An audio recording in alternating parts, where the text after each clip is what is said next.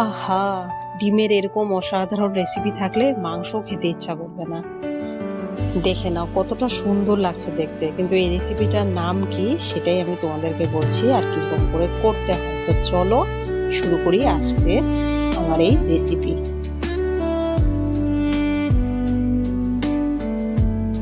তো প্রথমেতেই বলি, তোমরা সবাই কেমন আছো? আশা করি সবাই খুব ভালো আছো। তো চলে এসেছি কিন্তু আমি আজকে একটি রান্নার নতুন রেসিপি নিয়ে। তো সেই রান্নার রেসিপিটার নাম কি আর মেনুটা কি হবে সেটা হচ্ছে ডিম। মেন সাবজেক্ট হচ্ছে ডিম, আর সেটা দিয়ে করব একটি খুব সুন্দর রান্না তার নাম হচ্ছে ডিম পটল বাহার রেসিপি। তোমরা এতদিন তো ডিমের কালিয়া, ডিমের ধোকা, ডিমের আরও নানা রকম অসংখ্য রেসিপি খেয়েছো, কিন্তু সর্ষে দিয়ে এই রেসিপিটা খেলে জাস্ট মুখে লেগে থাকার মতন হবে। আর সত্যি বলতে পারি খেতে খুবই দারুণ লাগে। তো চলো কি কি দিয়ে বানাবো আর কি কি লাগবে দেখিয়ে দিচ্ছি। ডিম সেদ্ধ করাটা আমি আর দেখাচ্ছি না, একদম শুরুতেই চলে যাচ্ছি তাড়াতাড়ি রেসিপির দিকে। তো প্রথমেই দেখো এখানে 6টার মতো ডিম আমি সেদ্ধ করে নিয়েছি। তোমাদের যদি ডিমের প্রয়োজনের সংখ্যা বাড়াতে হয় তখন পটলের সংখ্যাটাও তোমরা বাড়িয়ে নিতে পারো। তো আমি কিন্তু এখানে ডিম নিয়েছি 6টা। সেই ডিমটাকে 6টা ডিম নিয়েছি সেদ্ধ করে। এখানে দেখো পটল আমি নিয়েছি এখানে 5টা পটল। সেই 5টা পটলকে ছুলিনি, কিন্তু আমি হালকা এটাকে মানে আসিয়ে সামনে মানে উপরে যে খোসাটা থাকে ওটাকে জাস্ট একটু ফেলে দিয়ে ছুলে আর কি 4 ফালা করে কেটে নিয়েছি। আর আলু ঠিক একই সাইজের করে কিন্তু আমি কেটে নিয়েছি।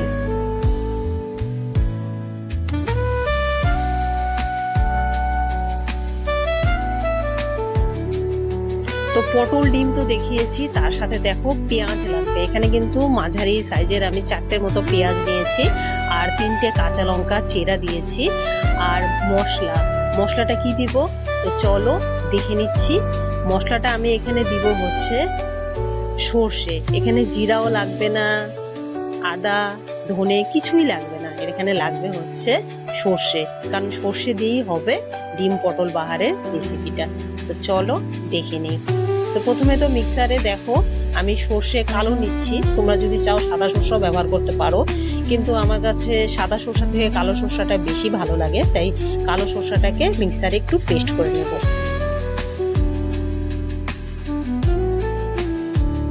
শসাটা কিন্তু পেস্ট করা হয়ে গিয়েছে। তো শসাটা পেস্ট করা হয়ে গিয়েছে, এটাকে এখন রেখে দিয়ে পরবর্তী কি করছি চলো আমরা দেখে নিচ্ছি। এই যে দেখো এখানে আছে 6টার মতো ডিম। তো সেই ডিমগুলোকে কিন্তু আমি মাঝখান দিয়ে মাছ বরাবর একদম সুন্দর করে চাকুর সাহায্যে কেটে দিচ্ছি।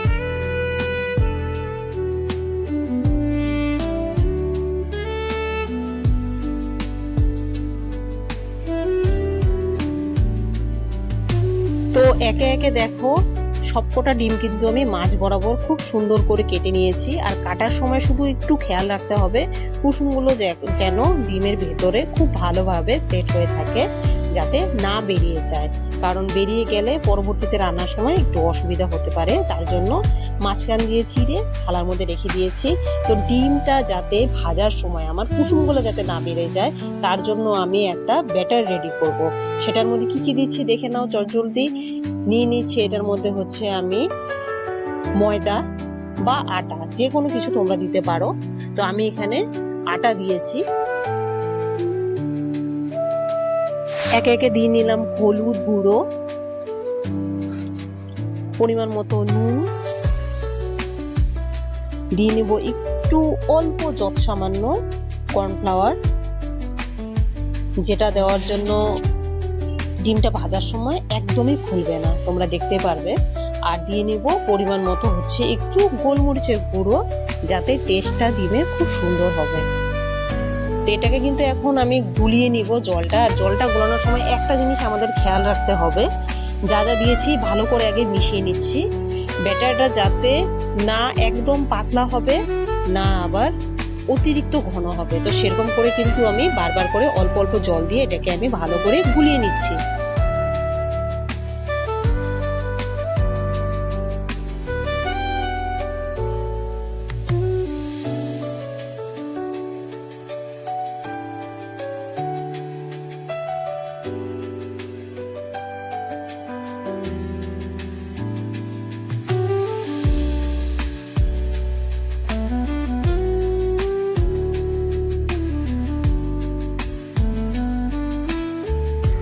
তো দেখতেই পাচ্ছ গোলানোটা কিন্তু একদম পারফেক্ট ভাবে রেডি হয়ে গিয়েছে, না অতিরিক্ত ঘন হয়েছে না পাতলা হয়েছে। তো এই গোলানোটাকে এখন কি করব চলো দেখিনি, যাতে ডিমটা আমাদের ভাজার সময় কিংবা রান্নাতে যখন দিব তখন একদম যাতে সুন্দর থাকে।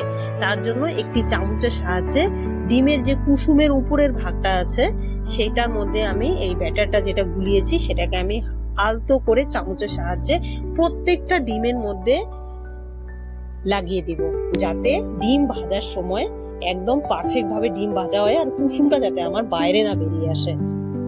তো এরকম করে কিন্তু প্রত্যেকটা ডিমের উপরে আমি এই ব্যাটারটা দিয়ে এরকম করে মাখিয়ে নিচ্ছি।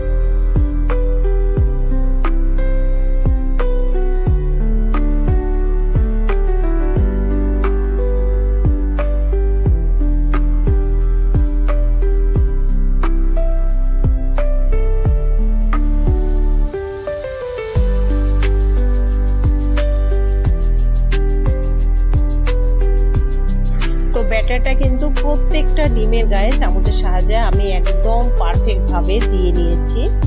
আর এখন সরষাটা কিন্তু আজকে আমি ছেঁকে নিব, কারণ রেসিপিটা যেটা হবে আরো বেশি টেস্টি করার জন্য, যেহেতু এটা মাছের চচ্চড়ি না কিংবা অন্য কোনো রেসিপি না, তাই আমি ডিম পটল বাহারের জন্য এই সরষার মধ্যে যে খোসাটুকু থাকে সেটুকু আমি আজকে বাদ দিয়ে একদম ওটাকে ছাঁকনির সাহায্যে শুধু জাস্ট সরষাগুলো দিয়ে নিচ্ছি। তো এখন দেখো কড়াইটা গরম হয়ে গিয়েছে। তো কড়াই গরম হয়ে যাওয়ার পরে এখানে কিন্তু আমি যে পিস পিস করে আলুগুলো কেটেছিলাম দেওয়ার জন্য ডিম পটল বাহারে, সেটাকে কিন্তু আমি ভেজে নিব। আর তারপরে ওই একই তেলে আমি পটলটাকেও কিন্তু এরকম করে হালকা লাল মিনিট 5 থেকে 6 মিনিটের মতো করে ভেজে নামিয়ে নিচ্ছি।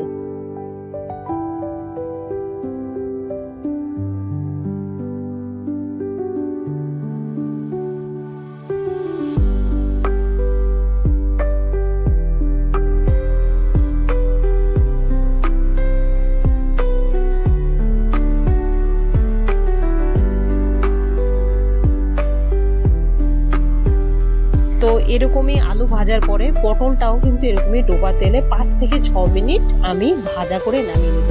তাতে কি হবে, রান্নাতে টেস্টটা দারুণ হবে। তো এটা কিন্তু আমি হালকা করে এখন ভেজে নামিয়ে নিচ্ছি।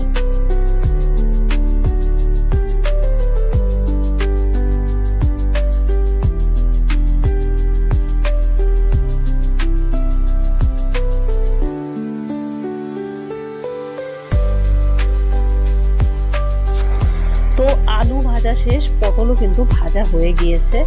তো তোমরা ভিডিও দেখতে দেখতে একটি করে লাইক কিন্তু দিতে ভুলবে না। ফেসবুকে যারা আছো তাদেরকেও বলছি, যারা ইউটিউবে আমাকে দেখো তাদেরকেও বলছি রিম্পাই ফ্যামিলি ব্লগকে অবশ্যই সাপোর্ট করবে। তো এখন দেখো এই তেলের মধ্যে কিন্তু আমি এরকম করে ডিমগুলোকে ছেড়ে দিচ্ছি। তো ডিমগুলো কিন্তু দিয়ে দেওয়ার পরে গরম তেলে হালকা একটু ভাজা করে নিতে হবে। প্রথমে দেওয়ার পরে আলতো করে ডিমটাকে পাশ ফেরাতে হবে, যাতে কুসুমের দিকটা যে সাইডটা আছে ব্যাটারটা আমি লাগিয়েছি সেটাও যাতে ভালো করে ভাজা হয়। অতিরিক্ত ভাজা না, একদম জাস্ট হালকা ভাজা করে এরকম করে প্রত্যেকটা ডিম কিন্তু আমি দেখো ফুলছে না কিন্তু একদম, আর একটা ডিম রান্না করার পরেও কিন্তু ফুলবে না। তো এরকম করে কিন্তু আমি সব নামিয়ে নিব। দেখো ভাজাটাও কিন্তু সুন্দর হয়েছে। এরকমই হালকা করে প্রত্যেকটা ডিম আমি কিন্তু ভেজে নামিয়ে নিচ্ছি।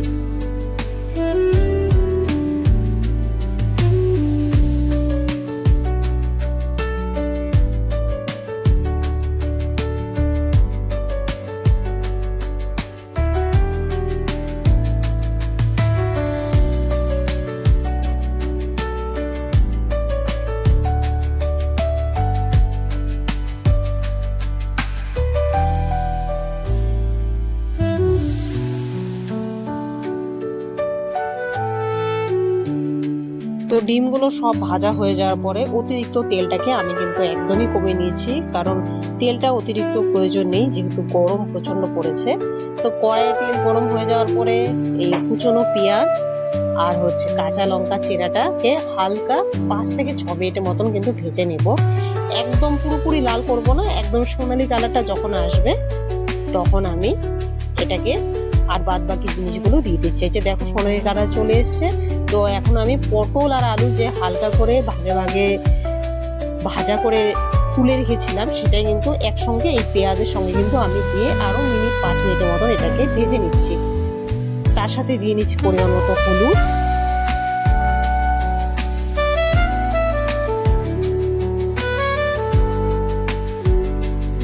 তো দিয়ে নিচ্ছি পরিমাণ মতো নুন। এটাকে এখন কিন্তু হলুদ আর নুন দিয়ে একটু ভাজা করে নিব, আর তার সাথে দিয়ে নিব সামান্য একটু কাশ্মীরি লঙ্কার গুঁড়ো কালারের জন্য, যেহেতু কাঁচা লঙ্কা কিন্তু আমি এক্সট্রা দিইনি চেরা ছাড়া। তো এই যে সরষাটা যেটা আমি ছেঁকে রেখেছিলাম সেই সরষাটা কিন্তু এখন আমি ভাজার পরে এই পটল আর আলুর মধ্যে দিয়ে নিচ্ছি। এটাকে 5 মিনিটের মতন আমি ভালো করে একটু কষিয়ে নেব।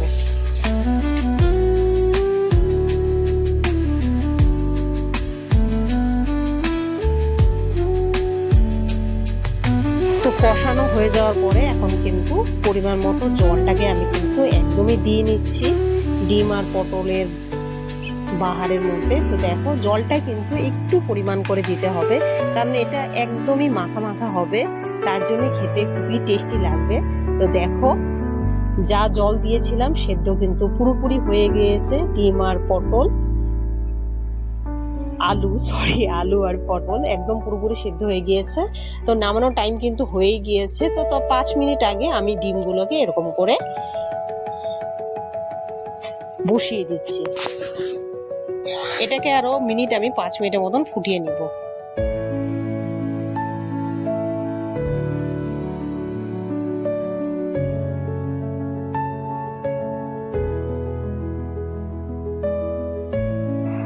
তো দেখো এখন ডিম পটল বাহার কিন্তু একদমই পারফেক্ট ভাবে রেডি হয়ে গিয়েছে খাওয়ার জন্য। একদম গায়ে মাখা থাকবে, আর গরম ভাতে জাস্ট জমে যাবে। মাংস যদি থাকে গ্যারান্টি দিয়ে বলতে পারি বলবে এটা দিয়ে খাবো, এতটাই টেস্টি লাগে এটা খেতে। তো এটাকে এখন হয়ে গিয়েছে, আমি নামিয়ে নিচ্ছি। অতিরিক্ত বেশি মশলার কোনো প্রয়োজন পড়ে না, কোনো কিছুই লাগে না, জাস্ট একটু সর্ষে, কাঁচা লঙ্কা, পরিমাণ মতো নুন, হলুদ, তেল আর পেঁয়াজ কুচি, কাঁচা চেরা লঙ্কা আর ডিম, বাস এটুকুতেই একদম পারফেক্টভাবে সুন্দর এই ডিম পটল বাহার রেসিপিটি রেডি হয়ে গিয়েছে এখন।